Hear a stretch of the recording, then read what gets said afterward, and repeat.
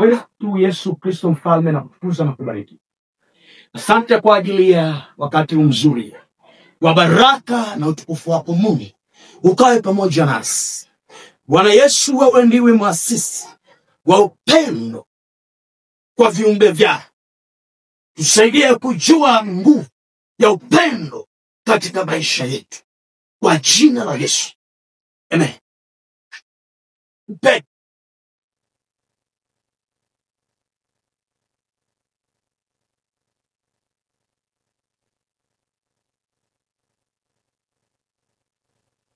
Upendo ni neno ambalo limekuwa likifahamika kwa watu wengi. Linafahamika kwa watu wengi.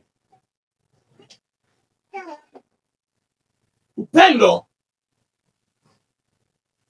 linajulikana. Lakini nini maana ya upendo? Upendo ni nini? Yapo maneno kadha wa kadha ambayo yanasimulia na kuzungumza nini maana ya upendo. Kwa lugha za asili za Biblia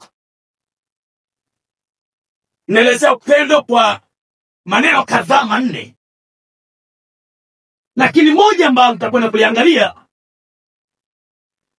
ni hili ambalo linasimuliwa katika kitabu cha Injili ya Yohana sura ile ya 3 na mstari wa 16. Alisema, kwa maana jinsi Mungu alipenda ulimwengu. Alipenda ulimwengu.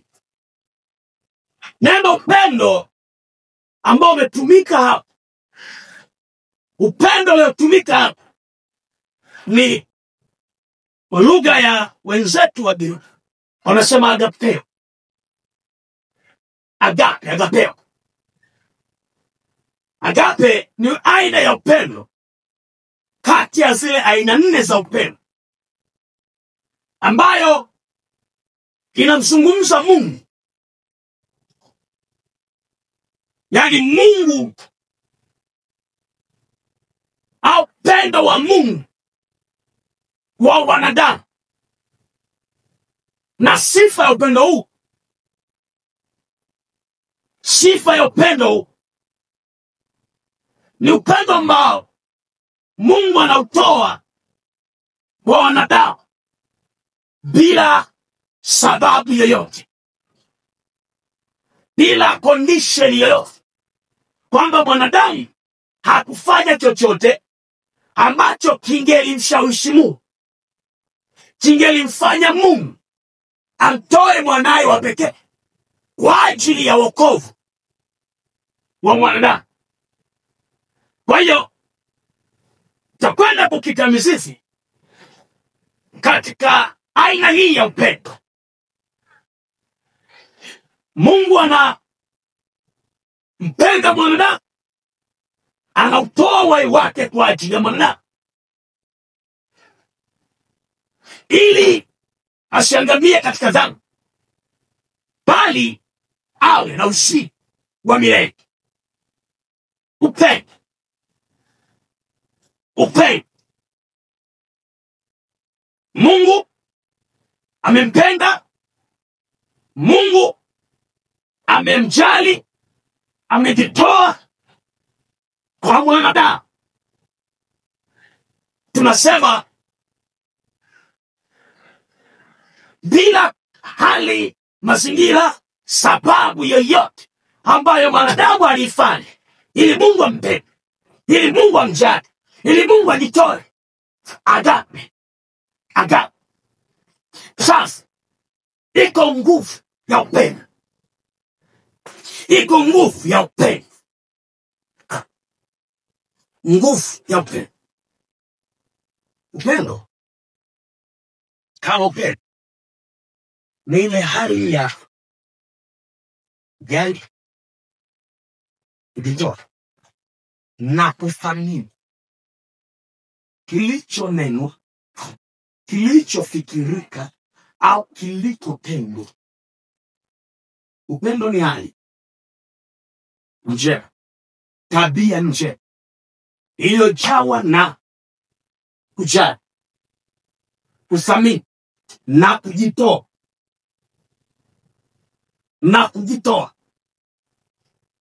Sasa ukisoma kitabu cha Kumbukumbu la Torati sura ya 4 mstari wa 4 mpaka wa 6.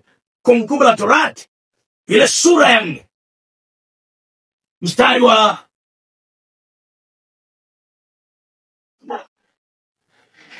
sura ya 4 mstari wa 4 mpaka wa 6, maandiko yanasema, anasema, bali ninyi mlioambatana na Bwana Mungu wenu mnaishi kila mmoja wenu hata leo.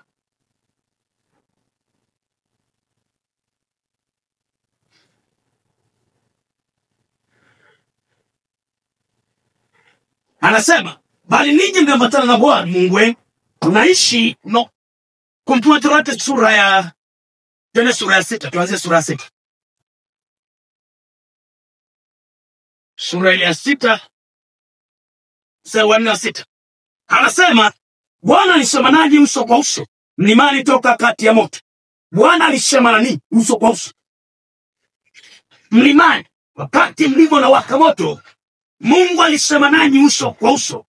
Nani wakati ule nalisimama kati ya Bwana nanyi nilisimama. Musa anazungumza, nilisimama kati ya Mungu na ninyi ili kuwaonyesha neno la Bwana, maana mliogopa kwa sababu ya ule moto, wala hamkupanda mlimani. Naye akasema, mimi ni Bwana Mungu wako niliyekutoa katika nchi ya Misri, katika nyumba ya utumwa. Usiwe na miungu mingine ila mimi. Anasema, mimi ni Bwana Mungu wako niliyekutoa katika nchi ya Misri, katika nyumba ya utumwa, katika nyumba ya utumwa. Mimi ni Bwana Mungu wako niliyekutoa Misri, katika nyumba ya utumwa. Anasema,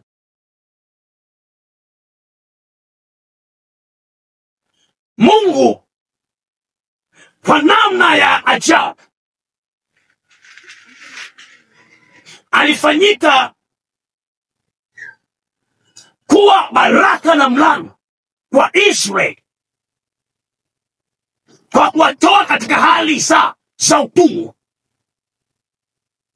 za mateso, za ukiwa, hali za kudharauliwa. Aliwatoa akawaweka kuwa huru. Anasema ile sura ya 4, kati yenu ni walioambatana na Mungu wanaishi hata leo. Hakuna aliyeangamia, hakuna aliyeharibiwa. Kati ya wale ambao waliambatana, wale ambao walimwacha Mungu waliangamia, lakini wale ambao waliambatana na Mungu wanaishi hadi leo. Niliwatoa katika utumwa, nikawaleta, nimewakomboa, ninyi ni wangu. Manake niliwapenda hali ya utumwa, niliwapenda katika hali ya mateso, katika hali ya ukiwa, katika hali ya kukataliwa. Mimi sikuona fedheha yenu, sikuiona huzuni yenu, sikuona mahangaiko yenu, sikuona namna mlivyotia aibu, sikuona. Ila niliwapenda, nikawatoa katika hali ya nini? Ya utumwa. Bwana Yesu asifiwe sana. Bwana Yesu asifiwe. Amina. Nguvu ya nini? Nguvu ya nini? Ya upendo. Ukisoma sura ile ya 9,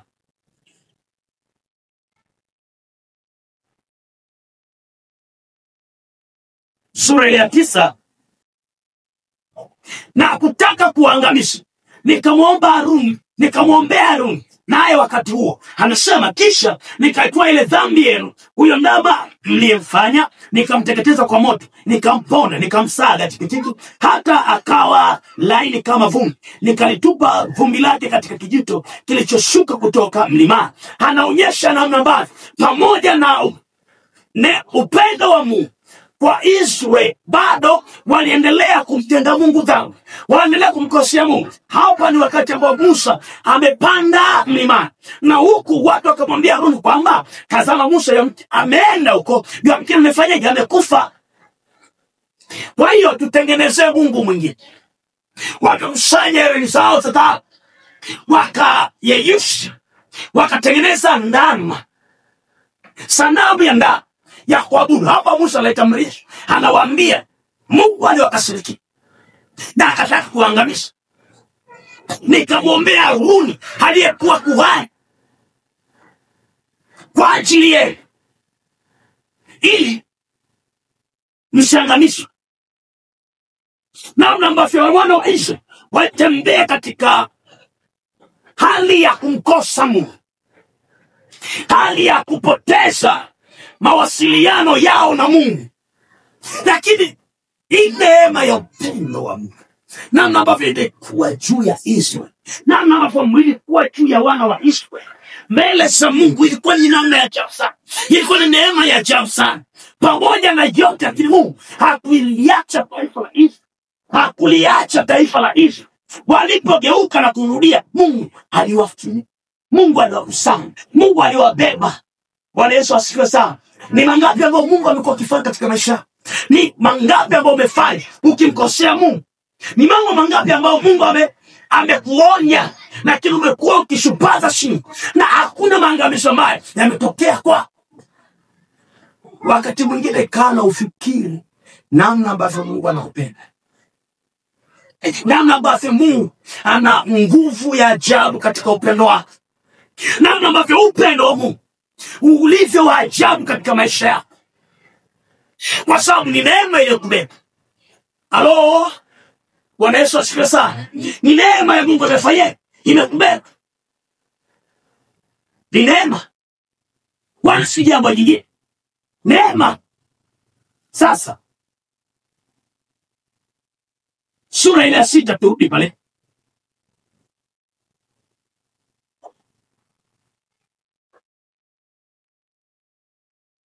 Ile sura ya Kumbukumbu la Torati sura ya 6 mstari wa 4. Sikiliza Israeli, Bwana Mungu wenu, Bwana ndiye mmoja. Tulipopasoma pale, anasema nawe mpende Bwana Mungu wako kwa moyo wako wote. Bwana ni mmoja, lakini mpende Bwana Mungu wako kwa moyo wako wote. Kwa nini moyo wako wote? Kwa sababu yeye alianza kuiokoa roho yako, aliokoa moyo wako. Yani yeye ndio muasisi wa wokovu wa moyo wako, wa wokovu wa maisha yako. Unapozungumza moyo, maana yake unazungumza maisha. Bwana Yesu asifiwe sana.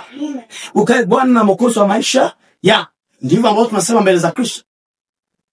Anasema mpende Bwana Mungu wako kwa moyo wako wote. Kwa nini? Kwa sababu yeye ndio muasisi wa upendo. Yeye ndio alianza kukupenda wewe, alijitoa kwa ajili yako wewe. Ulikuwa ni mtumwa katikati ya watumwa, ulikuwa umefedheka katikati ya waliofedheka, ulikuwa umechekwa katikati ya waliochekwa, ulikuwa ni mauti katikati ya waliokuwa wakielekea katika mauti. Bwana Yesu asifiwe sana. Kama si Mungu ungekuwa hivyo. Ni mangapi Mungu amefanya katika maisha? Ni mangapi ambao Mungu amekusaidia? Ni mangapi ambao Mungu ameatenda katika hatua zako? Mpende Bwana Mungu wako, mpende Bwana Mungu wako. Na unampendaje? Unampenda kwa upendo ambao yeye alikupenda wewe.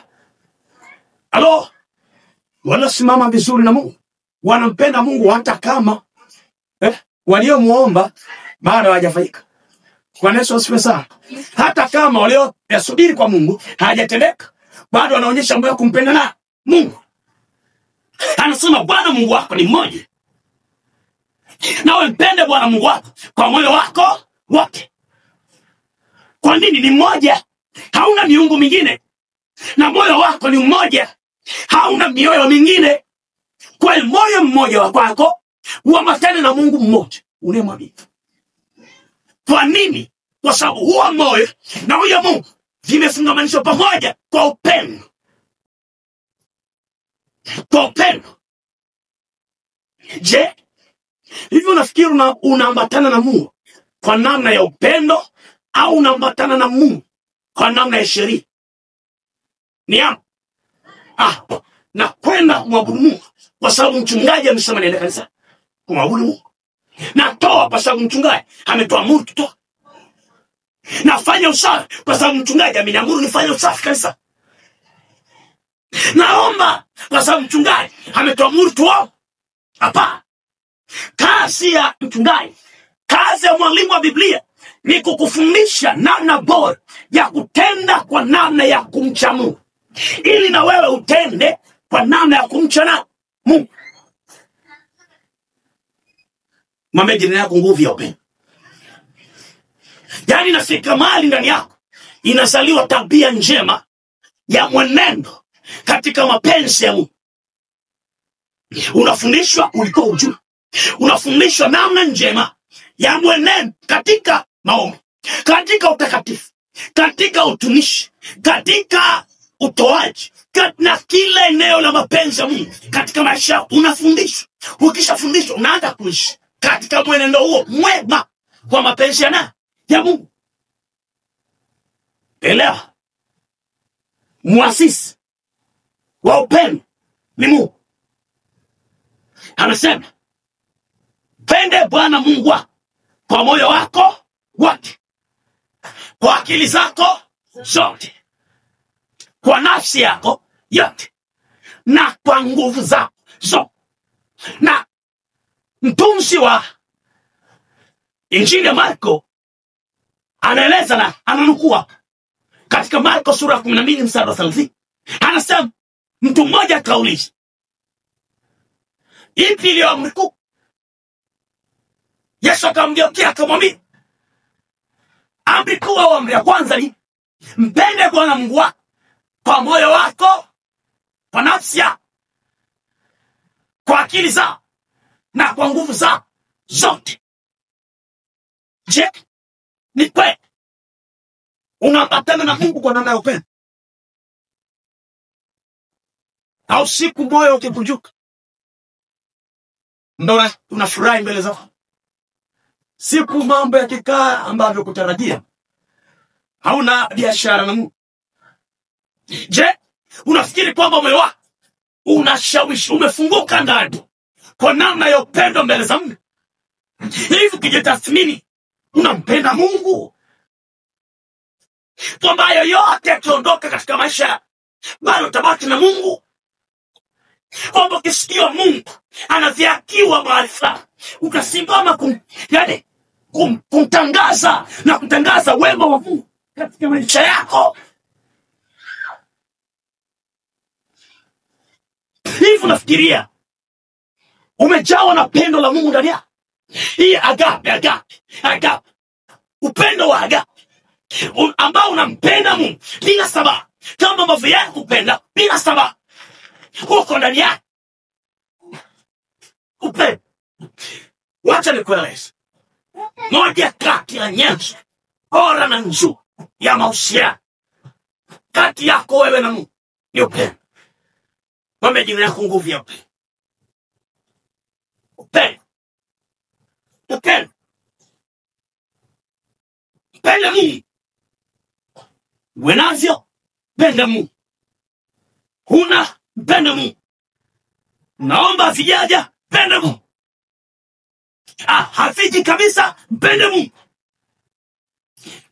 Mambo hayako salama mpenda Mungu.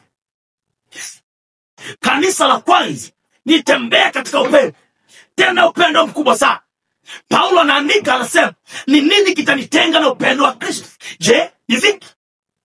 Uchi, njaa, mauti. Ni kitu gani kitanitenga mimi na upendo wa Mungu? Ndugu zetu, mpende Mungu. Hawa ndugu walimpenda Mungu, walijitoa kwa ajili ya Mungu, Hata habari ya kitabu cha Matendo ya Mitume, kuna mtu mmoja pale anaitwa mwana wa Faraji. Matendo ya Mitume, kama sitakushia Yusufu, maana walisema kwamba akauza alivyokuwa navyo, akaleta vyote, fedha iliyopatikana miguuni kwa mitume. Wale watu wakutembea kwa namna ya hisia, walitembea kwa namna ya upendo mbele za Mungu. Isiye maana umebaki peke yako na kisu kiko shingoni, wanakwambia unaikana imani au unabaki na imani yako. Simama na Mungu. Ni njaa, simama na Mungu. Ni uchi, ni fiaka, mpende Mungu. Usitokee kitu chochote ambacho kitaitenga imani yako mbele za nani? Mbele za Mungu. Kitautenga moyo wako mbele za Mungu. Bwana Yesu asifiwe sana. Bwana Yesu asifiwe sana. Je, unampenda Mungu? Ukimpenda Mungu utaiona nguvu ya upendo. Ukimpenda utaiona nguvu ya upendo.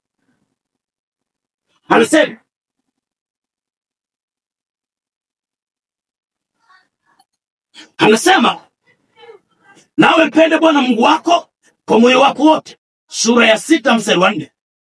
Kumbukumbu la Torati. Nawe mpende Bwana Mungu wako kwa moyo wako wote, na kwa roho yako yote, na kwa nguvu zako zote. Na maneno haya ni waamuruyo leo yatakuwa katika moyo wako. Haya maneno yanakuwaje kwenye moyo wako kama upendo hauko ndani ya moyo wako?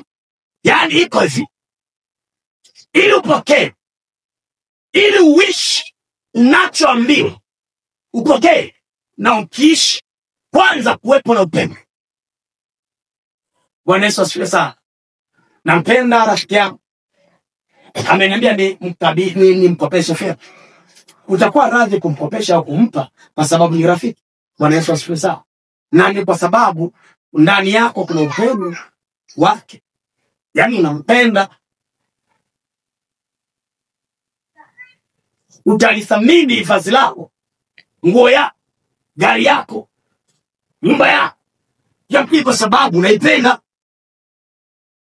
Na ulipoipenda ilifanyika ya thamani katika moyo wako. Unapompenda Mungu, Mungu atafanyika wa thamani ndani ya moyo wako, ndani ya maisha yako. Kama Mungu hajajazwa na upendo ndani yako, hautamthamini, hautamjali, hautajitoa kwa ajili yake. Haiwezekani. Unachokipenda ndicho unachokithamini. Uwezo ukakiona kinaharibika, uwezo ukakiona kinaangamia, ni kwa sababu unakipenda. Mpende Mungu. Mpende Mungu. Nawe mpende Bwana Mungu wako. Yaani pendo ni tafsiri ya kusema kwamba ulimwengu tazama, mimi nimeambatana na hichi. Nipenda. Halo.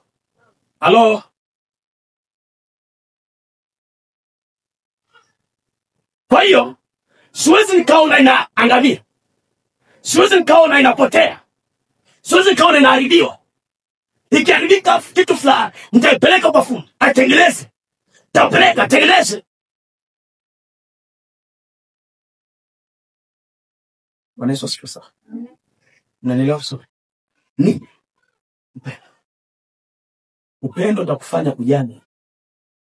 Halo. Upendo utakufanya kujali. Upendo utakufanya kujali. Upendo utakufanya kujitoa. Upendo utakufanya kuthamini. Mpende Mungu. Mpende Mungu. Na unapompenda Mungu, huwa kuna kitu kinazaliwa. Mahusiano thabiti. Yaani huwa kunazaliwa mahusiano thabiti. Na ni mahusiano ambayo yanakuja na package ya baraka.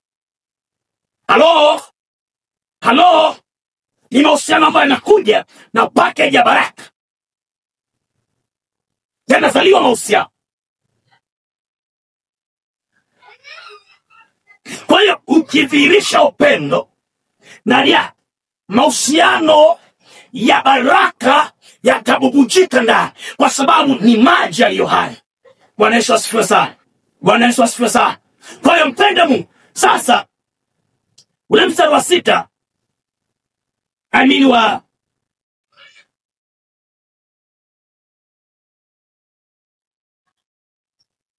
anasema mstari wa 6, maneno haya ni waamuruwe leo yatakuwa ndani ya moyo wako, kwa maana yasiondoke ndani ya moyo wako. Haya maneno ni maneno ambayo yatakaa ndani, yakipokelewa na meza ya upendo.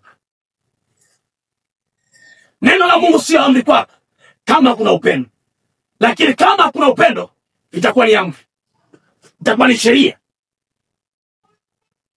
itakuwa ni sheria. Yaani utaifanya kama sheria.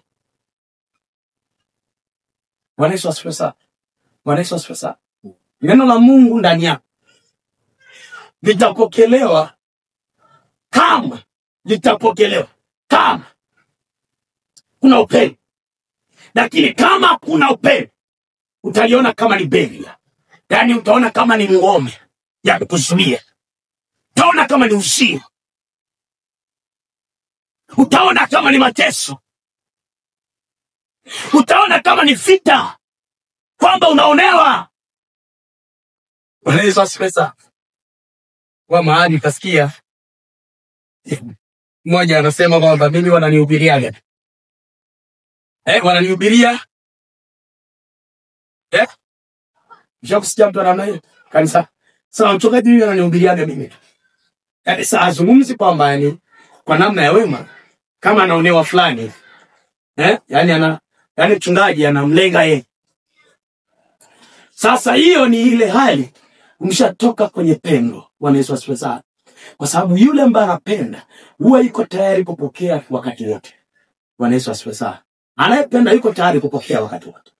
Yule ambaye anapenda ndani, yeye muda wote yani anakuwa makini, yani kama anaweza kaja jambo lote la kumdhuru. Bwana Yesu asifiwe sana. Lakini ndani yako wewe mwana wa Mungu, tuna upendo wa Mungu ndani.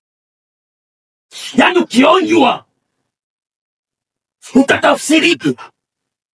Ukipongezwa utatafsirije kwamba umeonywa? Mungu nisaidie kubadilika. Umepongezwa, mwambie Mungu utukufu ni wa nani? Ni wako. Hayo yatazaliwa ndani. Au ndo? Unajua. Kwenye pendo hakuna mambo hayo. Hakuna mambo ya namna hiyo. Pendo linapokea. Lengo la pendo ni kutengeneza mahusiano bora, kutengeneza mahusiano thabiti. Upendo unatengeneza mahusiano. Upendo unatengeneza mahusiano. Upendo ndio nguzo ya mahusiano. Anasema katika Methali ile sura ya 8 mstari wa 17, anasema na wapenda wale wanipenda, na wale wanitafuta kwa bidii wataniona. Na wapenda wale wanipenda, na wale wanitafuta kwa bidii wataniona. Anasema na wapenda wale wanipenda, na wapenda wale wanipenda, na wapenda wale wanipenda. Kwa Mungu alikupenda na wewe mpende. Halo? Unaona lengo la upendo sasa? Lengo la upendo ni kujenga nini? Mahusiano thabiti. Mfano wa familia. Baba amempenda mama na mama ampende na baba. Baba amempenda mtoto na mtoto ampende na baba. Mama ampenda binti yake ampende mama. Na hapo utaanza kuona kuna mahusiano, na utaona baraka zinatembea. Atakuja na shati, atakuja na zawadi baba, kwa sababu ameona ndani ya mtoto wake kuna upendo ambao unamrudia. Kwa watu wakikuona, ataona kuna upendo kutoka kwako mbele zake. Ataona kuna hali ya kujali habari zake, kazi yake. Kuna hali ya kujali neno lake. Kuna hali ya kujitoa kwa ajili yake, kwa ajili ya ufalme wake. Kuna hali ya kuthamini, unathamini au tunadharau. Kwa hiyo anaeleza katika kitabu cha Waefeso ile sura ya 2 kwamba mwenende katika upendo kama Kristo naye alivyowapenda ninyi, tena akajitoa kwa ajili yenu. Akajitoa yeye kwa ajili yenu. Anasema sadaka na dhabihu kwa Mungu. Alijitoa kwa ajili yenu kama sadaka na dhabihu kwa nani? Kwa Mungu. ninyi mmetolewa na Kristo kwa ajili ya kurejesha na kutengeneza mahusiano kati yako wewe na nani? Na Mungu. Kwa hiyo kuna kifungo cha upendo ambacho kimetufunga ili utembee vizuri, ili uwe na baraka, ili uwe na nguvu za Mungu na matendo makuu ya Mungu katika maisha. Mpende Mungu, yaani muwaze Mungu, mseme Mungu,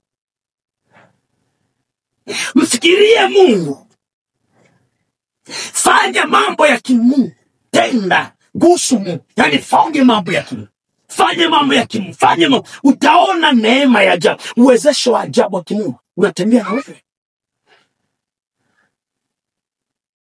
Anasema katika kitabu cha Timotheo wa pili, ile sura ya kwanza, mstari wa 7. Timotheo wa pili, Timotheo wa pili, ile sura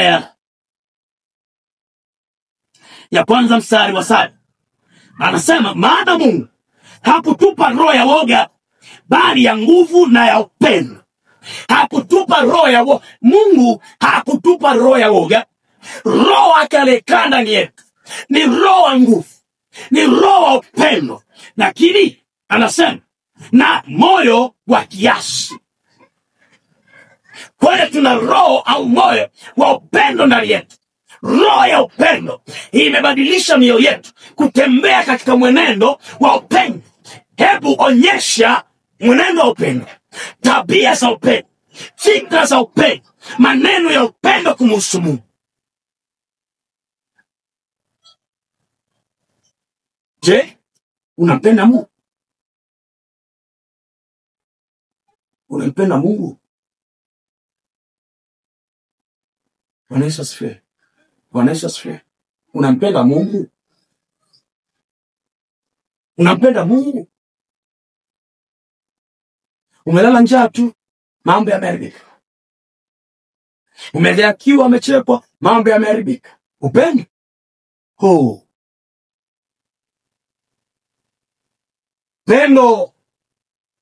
Pendo hauhesabu mabaya. Pendo hauhesabu mabaya. Upendo uko tayari kuachilia, kusamehe. Upendo uko tayari kuonekana kwamba mimi dhaifu, wacha wengine waonekane bora. Upendo hauji kujitanguliza mbele. Bwana Yesu asifiwe sana. Kwa hiyo upendo wa Kristo umbike ndani yako. Upendo wa Mungu umbike ndani yako. Mpende Mungu. Jitoe kwa ajili ya Mungu. Mthamini Mungu. Utakapoonyesha thamani, heshima ya kimungu ndani yako, utaanza kuheshimiwa. Wewe mheshimu Mungu, utaheshimika. Mpende Mungu, utapeleka. Jitoe kwa ajili ya Mungu. Mungu atatoa watu kwa ajili yako. Upendo haubebwi na wawili watatu. Upendo unabebwa na mtu mmoja, na Mungu. Yaani wewe na Mungu, mpende Mungu. Ufalme wa Mungu ni wa kwako. Una ujengaji wa ufalme unajengwa na watu ambao wanampenda na Mungu. Nafika mahali unahupa kwenye maombi, si kwa sababu uingie majaribuni, ni kwa sababu ni mahusiano yako na yani ni upendo. Kama vile ambavyo unaweza usipate usingizi ukilala kama hujamuona rafiki yako fulani. Halo? Yani mimi siwezi nikalala kabla sijaona movie fulani. Kabla yani uwezo, kwa sababu unapenda hiyo movie, kwa sababu unapenda hicho kitu, kwa sababu unampenda huyo mtu. Bwana Yesu asifiwe sana. Siwezi kula kama kabla mume wangu au mke wangu hivi. Yani unazungumza kwa nini? Kwa sababu ni upendo. Je, umefika kiwango hicho mbele za Mungu? Je, unampenda Mungu? Hivi ushafika mahali unataka kulala njaa kwa ajili ya Mungu? Sema naila kweli, lakini wacha kazi ya Mungu iende. Siwezi kuvaa, wacha kwanza kazi ya Mungu iende. Bwana Yesu asifiwe sana. My friend, si kana kwamba unatengeneza kwa interest yako, ila unatengeneza kwa sababu unampenda naye. kunafika mahali kwamba umtafuti Mungu kwa sababu Mungu akutendea jambo fulani. Unamtafuta Mungu kwa sababu yani ni mahusiano yako wewe ya kiupendo mbele za Mungu. Yani ukai ulali mpaka umeonana. Umekutana Mungu. No. Sema God. Ni Mungu. Ni Mungu wangu. Tengeneza hayo mahusiano ya namna hiyo. Pendo la namna hiyo imbike ndani. Pendo. Utaanza kuona mabadiliko makubwa katika maisha. Utaanza kuona neema, kibali cha ajabu kinatembea na wewe katika maisha. Utaanza kuona miujiza ya ajabu inatembea na wewe katika maisha. Maana wanasema nawapenda wale wanipenda, na wale tafikia kwa bidii watu. Nawapenda wale. Nawapenda. Kuna watu tunafundisha na kufundishwa kwamba umtafuta Mungu. Na kitu mtafute Mungu kwa interest fulani. Alafu inakuwa hivyo yani ni kweli yani umebana kwenye 18. Na mtafuta Mungu ni hivyo. Lakini Mungu anataka maisha endelevu, mahusiano endelevu ya upendo. Ndio maana ile andiko la kitabu cha Mithali sura 8 mstari 17. Anasema nawapenda watu wanipenda. Na watafuta kwa bidii watafanya. Nawapenda wale wanipenda. Na watafuta kwa bidii wataniona.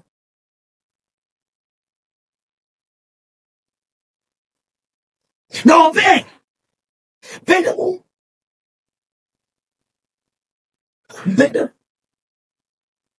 Mpende Mungu. Yani pamoja na vyote Mungu awe kila kitu katika maisha.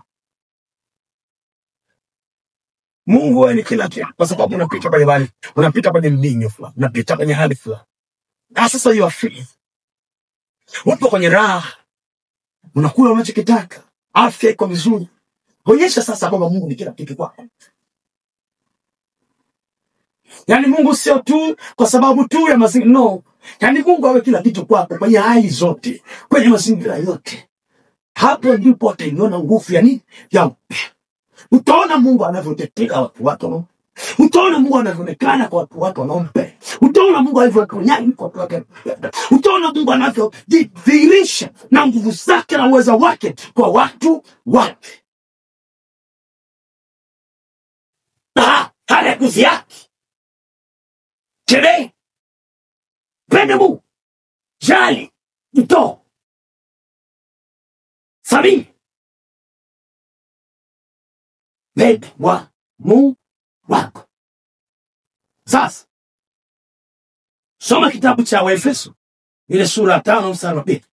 Kitabu cha Waefeso.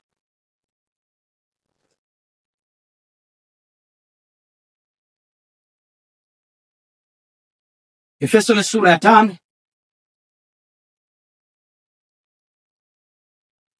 Efeso sura ya 5 mstari wa 2. Maana tunasema mkaenende katika upendo. Anasema mkaenende katika upendo kama Kristo naye alivyowapenda ninyi, tena akajitoa kwa ajili yenu. Unaona upendo ulivyo? Anasema enendeni yani muishi, ishini katika upendo. Ishini mkitembee katika upendo kama vile naye Kristo alivyowapenda ninyi. Na hapa nazungumza si upendo kwa sababu upendo kwa Mungu ni upendo kwa mazingira. Halo. Chini anasema hivi. Na kitabu cha Timotheo. Fikso. Samuel. Biblia inasema hivi kwamba wewe utasema unampenda Mungu na wakati wapende unaotazama. Unaoishi nao. Bwana Yesu asifiwe sana. Yaani unamchukia ndugu yako, afu unasema unampenda nani? Haiwezekani. Inawezekana. Sababu sio tabia upendo wa nani? Upendo wa Mungu hivi. Yaani Mungu alivyotupenda, alituachia asili ya mahusiano bora. Ndio maana nikwambia upendo wao unazaa mahusiano thabiti. Bwana Yesu asifiwe sana. Kwa sababu wewe mahusiano ni kwako wewe na Mungu na kwako wewe na mazingira. Mimi nikiwa na upendo wa Mungu ndani yangu, nitakuwa na upendo wa Mungu na wanaonizunguka. Bwana Yesu asifiwe sana. Siwezi nikaishi nao kwa ubaya, siwezi nikaishi nao kwa madhara. Bwana Yesu asifiwe sana. Hapa anasema enendeni katika nini? Katika upendo. Ninyi kwa ninyi ishini katika nini? Katika upendo. Huo upendo ambao Mungu aliwapenda kwa, ambao mnaweza mkasema tunao mbele za nani? Za Mungu. Hii pia kwa watu wanaozunguka, kwa kanisa la Mungu, kwa Wakristo, kwa watakatifu, kwa watu wasiomjua pia, wauone upendo wa Mungu ndani yenu. Sababu unawezaje kusema unampenda Mungu na wakati unawachukia watu? Ni Kristo, mwana wa Mungu, unampenda mbinguni, unampenda Mungu, watu unawachukia.